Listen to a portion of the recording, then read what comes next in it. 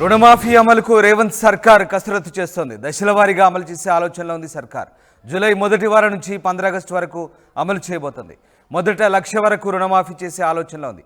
ఆ తర్వాత 1,50,000 వరకు అమలు చేసే అవకాశం ఉంది. వీటికి 6,500 కోట్లు అవసరమని ప్రభుత్వం భావిస్తుంది.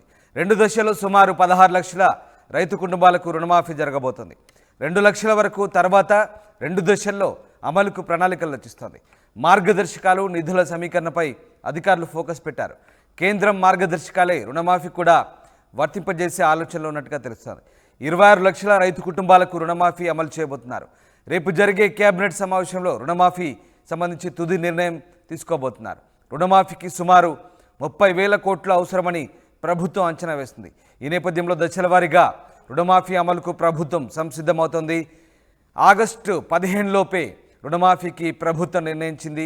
దశల వారీగా సుమారు 2 దశల్లో 16 లక్షల రైతు కుటుంబాలకు ప్రభుత్వం రుణమాఫీ చేయబోతోంది. ఉదయ్ జైన్ అవుతున్నారు.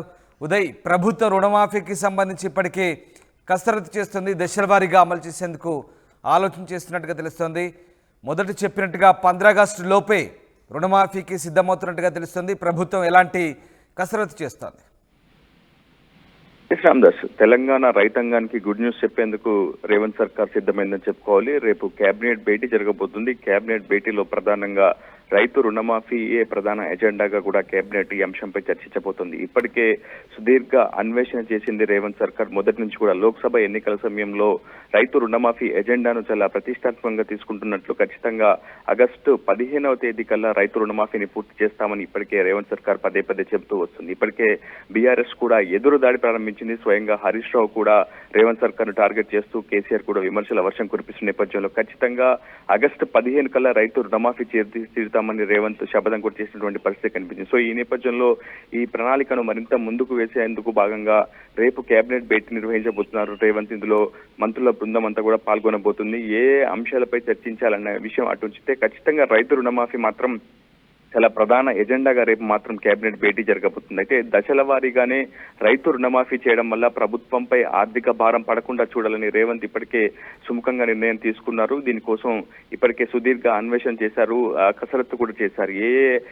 ఆ శాఖల నుంచి ఎంతెంత ఆదాయాన్ని తీసుకురావాల్సి ఉంటుంది, రైతు రుణమాఫీకి సంబంధించి ప్రత్యేక కమిషన్ ఏమన్నా ఏర్పాటు చేయాల్సిన అవసరం సంబంధించి ఇప్పటికే పలు రాష్ట్రాలకు సంబంధించి రైతు రుణమాఫీ అమలును కూడా సీఎం రేవంత్ అయితే పరిశీలించారు. అందులో భాగంగా ఉత్తరప్రదేశ్, పంజాబ్, మహారాష్ట్ర లాంటి రాష్ట్రాలకు సంబంధించినటువంటి ఆర్థిక ప్రణాళికలను కూడా స్వయంగా పరిశీలించారు. గతంలో తెలంగాణ ప్రభుత్వం అనుసరించినటువంటి రైతు రుణమాఫీ విధాలను కూడా క్షుణ్ణంగా అబ్జర్వ్ చేసినటువంటి రేవంత్ రేపు కేబినెట్ భేటీలో చాలా కీలకమైనటువంటి నిర్ణయాలు తీసుకునే అవకాశం ఉంది. మొత్తంగా రైతు రుణమాఫీ మాత్రం ఏకంగా జరిగే ఏకముత్తులను చెల్లించే అవకాశం అయితే లేదు. దశల వారీగానే ఇందుకు చెల్లించేందుకు ఆర్థిక వెసులుబాటును కూడా అనుకూలంగా మలుచుకోవాలని చెప్పి రేవంత్ సర్కార్ నిర్ణయిస్తుంది. ఆగస్టు మొదటి వారంలో కూడా పెద్ద ఎత్తున రిజిస్ట్రేషన్లను వ్యయాన్ని కూడా పెంచే అవకాశం ఉంది. ఎక్కడెక్కడ ఏ ఆర్థిక వెసులుబాటు తీసుకొచ్చి సడలింపులు చేసి ప్రభుత్వానికి ఆదాయాన్ని సమకూర్చాలి, ఆ సమకూర్చినటువంటి ఆదాయాన్ని రైతుల రుణమాఫీ కింద ఏ విధంగా పంపిణీ చేయాలి, బ్యాంకులకు ఇప్పటికే రుణాలు పెద్ద ఎత్తున